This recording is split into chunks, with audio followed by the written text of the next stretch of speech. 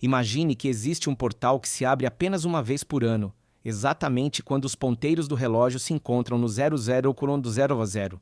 A maioria das pessoas passa esse momento estourando champanhe, olhando para fogos de artifício ou abraçando parentes, totalmente distraídas, desperdiçando sem saber a janela espiritual mais crítica de suas vidas. Mas o Dr. David Yonggi Cho, um homem que desafiou a lógica para construir a maior igreja do mundo, sabia de algo que a multidão ignora. Ele descobriu que nessa transição exata, o céu não apenas escuta, ele está escancarado de uma maneira única, operando sob as leis espirituais da quarta dimensão. Não se trata de fazer aquelas listas de metas vagas num pedaço de papel que você esquece em fevereiro, mas de acessar uma frequência específica de fé onde o impossível se torna inevitável. Se você sente que seus anos são apenas repetições cansativas do passado e quer romper esse ciclo definitivamente, você precisa entender o segredo dessa oração da meia-noite. O que vamos explorar hoje é a chave técnica e espiritual que transformou a realidade de milhões. E se você quiser continuar recebendo histórias e ensinamentos profundos como este para fortalecer sua jornada, já deixe o seu like e se inscreva no canal agora mesmo. Preste muita atenção, porque a forma como você usa esse minuto sagrado pode reescrever completamente o seu destino. Quando o relógio começa a contagem regressiva nos últimos segundos de dezembro, há uma vibração quase elétrica no ar, uma energia coletiva que varre o planeta inteiro, fuso horário por fuso horário. É um momento de euforia, de abraços, de promessas sussurradas e de um alívio quase palpável por ter sobrevivido a mais um ciclo solar. No entanto, em meio a esse barulho ensurdecedor de celebração, existe um silêncio profundo e estratégico que a maioria das pessoas ignora completamente. Enquanto o mundo está distraído com o espetáculo visual dos fogos de artifício pintando o céu noturno, existe uma operação espiritual cirúrgica acontecendo nos bastidores da realidade, algo que o Dr. David Yonggi Cho compreendeu com uma clareza assustadora. Para ele, a meia-noite de Ano Novo não era apenas uma virada de calendário, ou uma convenção social para trocar mensagens de felicitações. Era o momento exato em que o tecido entre o mundo físico e o mundo espiritual se tornava mais fino, mais permeável e infinitamente mais responsivo à voz da fé humana. Para entendermos a magnitude do que acontece nesse instante, precisamos mergulhar naquilo que Cho chamava de a quarta dimensão. Imagine por um momento que a sua vida, com todas as suas lutas financeiras, problemas de saúde, relacionamentos e sonhos, existe em 3 dimensões. É o mundo tangível, limitado pelo tempo e pelo espaço. Mas acima e através desse mundo tridimensional, existe uma quarta dimensão, a dimensão do espírito, a dimensão da fé e dos sonhos incubados.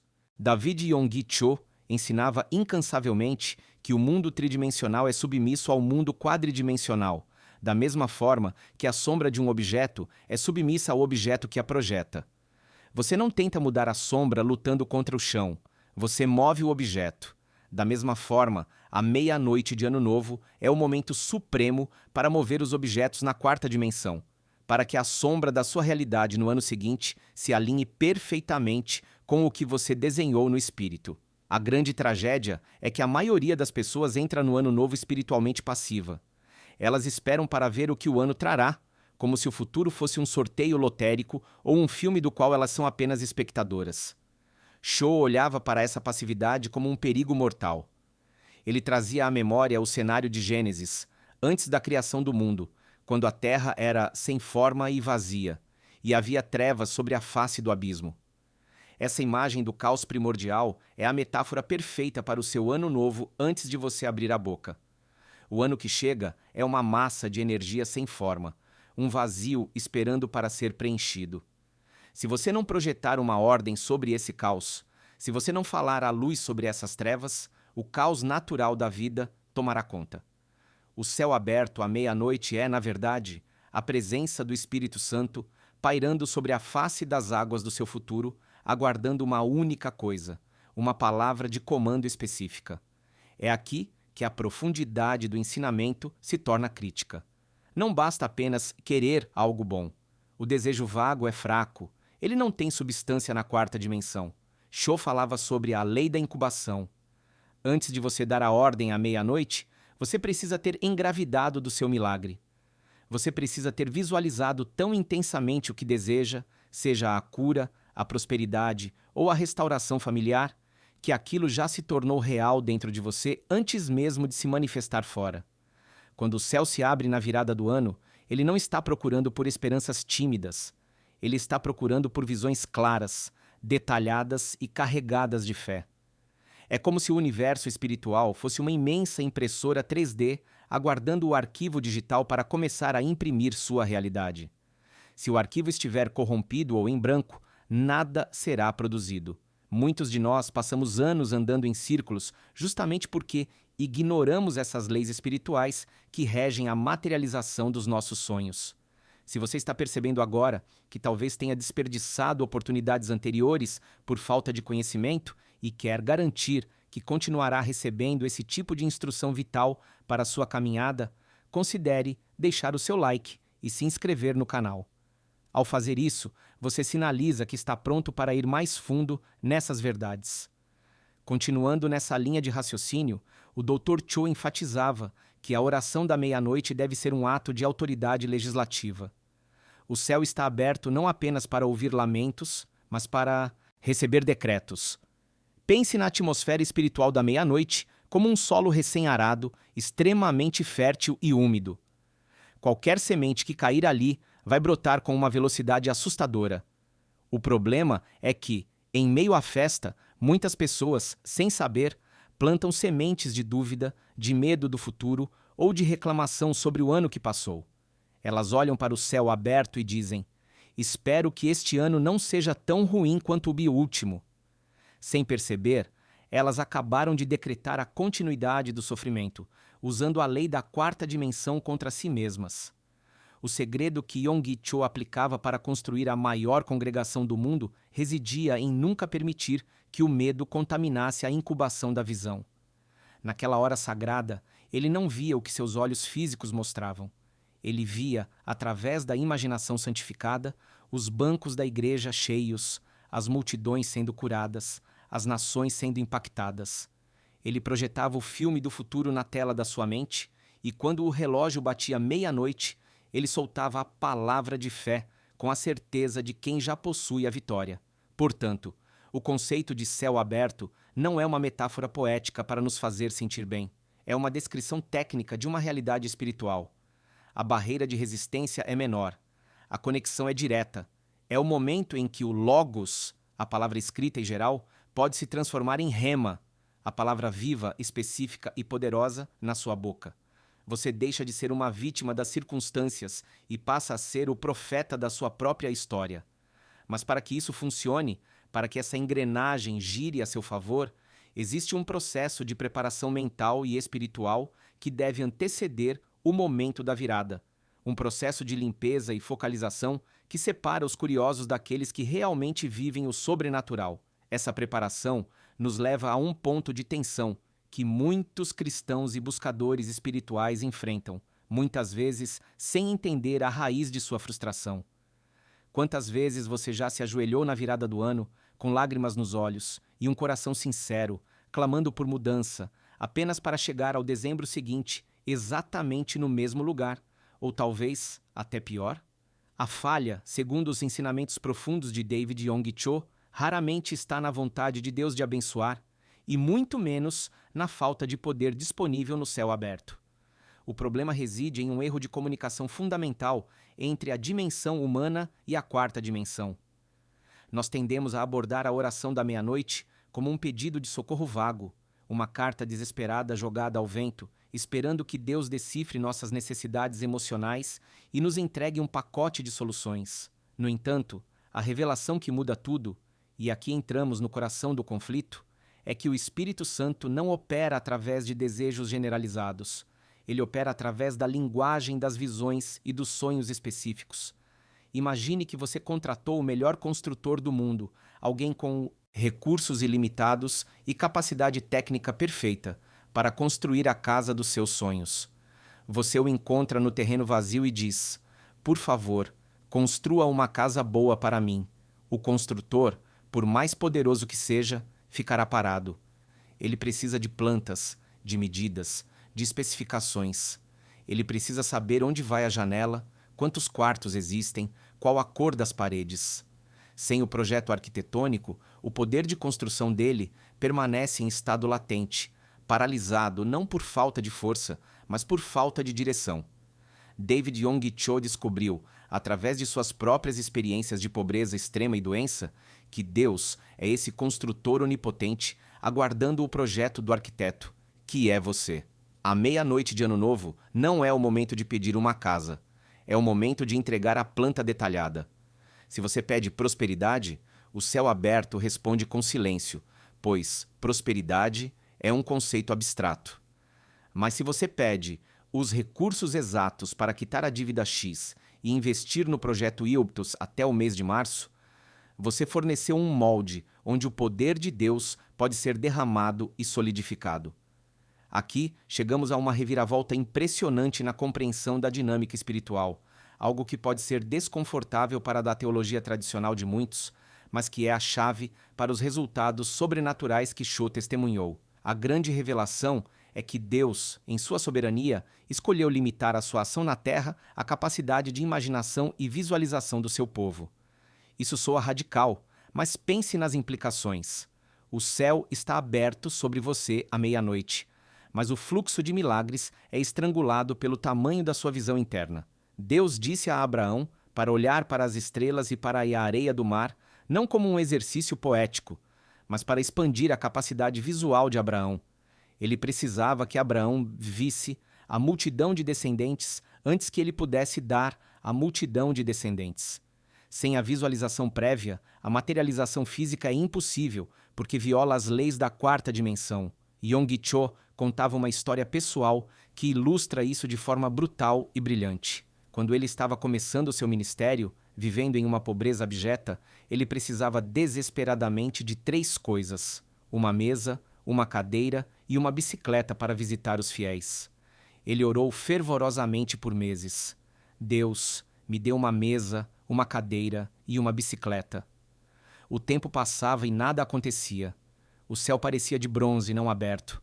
Finalmente, em um momento de oração angustiada, ele sentiu o Senhor falar ao seu coração: Eu tenho ouvido sua oração há meses, mas você nunca me disse qual tipo de mesa, qual tipo de cadeira e qual tipo de bicicleta você quer. Existem dezenas de tipos. Eu não posso atender a um pedido que não foi definido. Cho ficou atordoado. Ele percebeu que estava tratando Deus como um mágico aleatório, e não como um parceiro de aliança que respeita o livre-arbítrio e a criatividade humana. Imediatamente, ele mudou sua tática. Ele começou a especificar. Ele queria uma mesa de mogno filipino.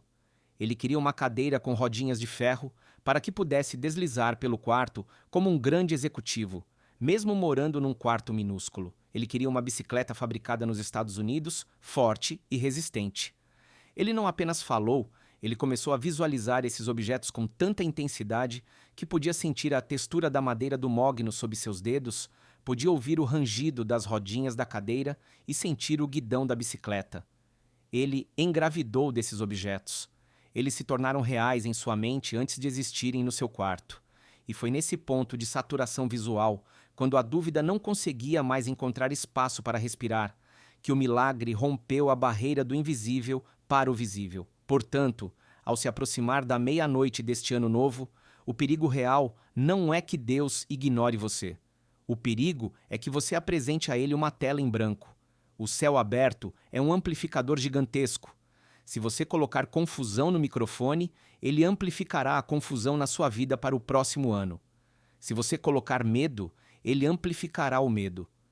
Mas se você apresentar uma imagem cristalina, detalhada e colorida do seu futuro, vendo sua família restaurada, vendo o contrato assinado, vendo o exame médico com resultado negativo para a doença, o céu aberto pega essa semente visual e a acelera com uma potência divina. A oração da meia-noite deixa de ser uma súplica passiva e se torna um ato de criação conjunta. Você está desenhando os limites onde a água da vida irá correr. E é justamente aqui que a maioria falha. Eles tentam ter fé sem ter visão, o que, segundo Cho, é como tentar atirar sem ter um alvo. A bala pode ter muita pólvora, fé, Mas sem o alvo, visão, ela é apenas um barulho perigoso.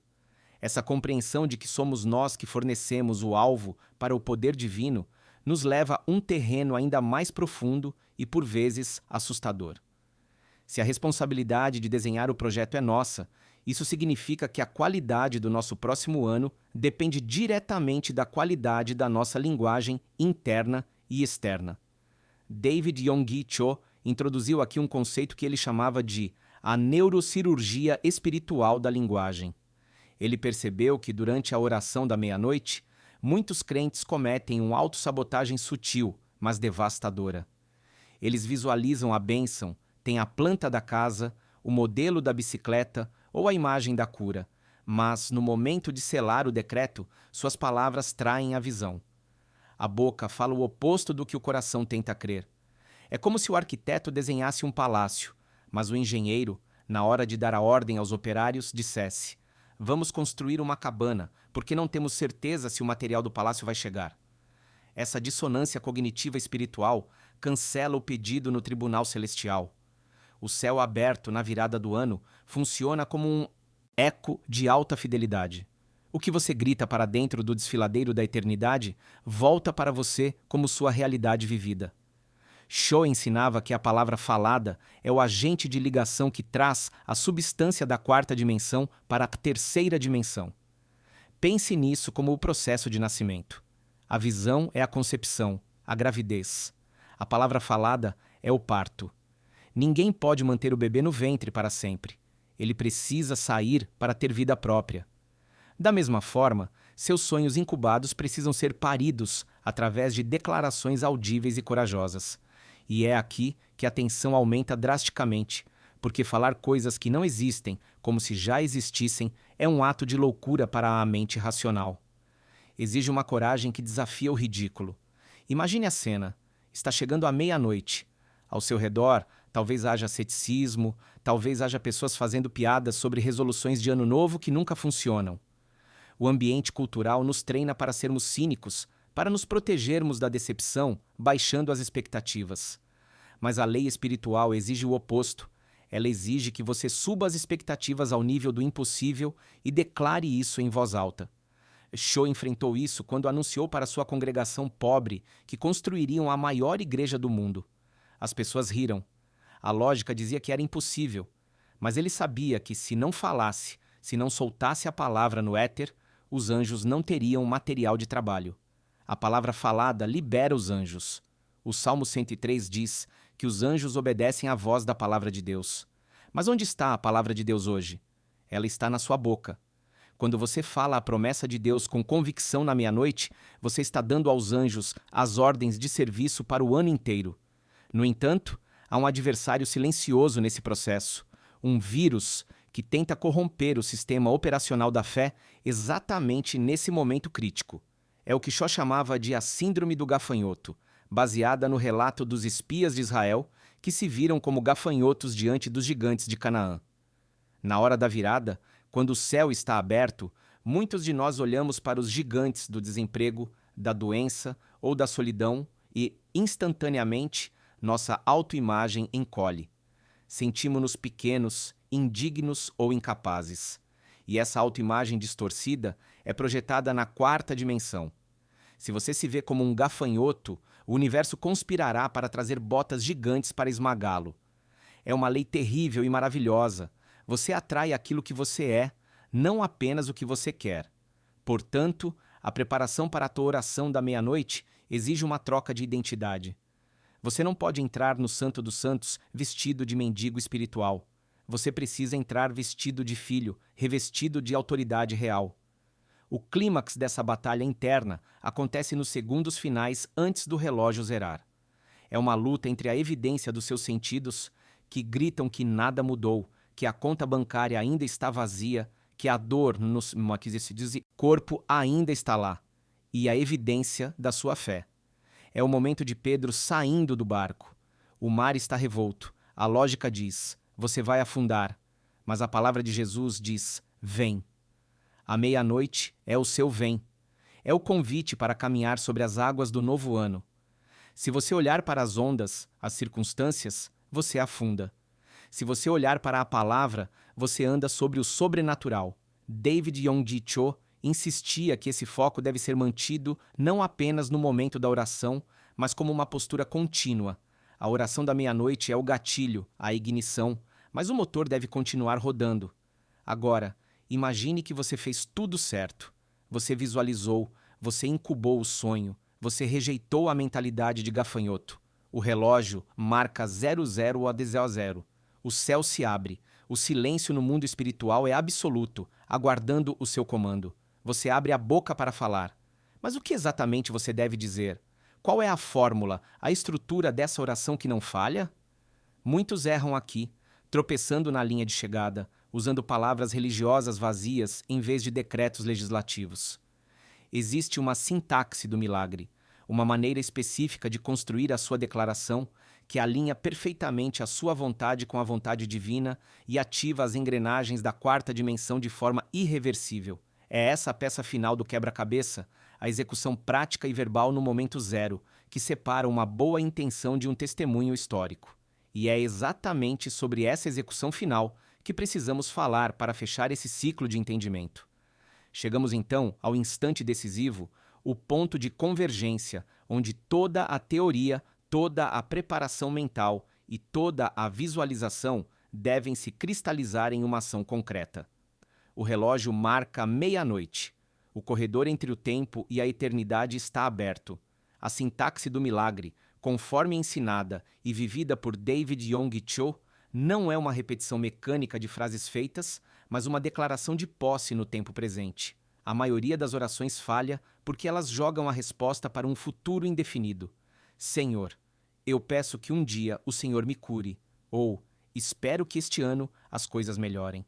Essas frases mantêm o milagre sempre à distância, como uma cenoura pendurada na frente de um burro que nunca a alcança. A linguagem da quarta dimensão, a linguagem que o céu aberto reconhece e valida, é a linguagem do já é.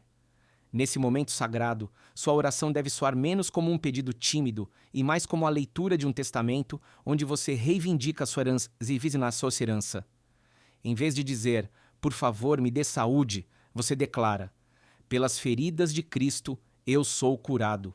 Eu recebo agora a vitalidade divina em cada célula do meu corpo.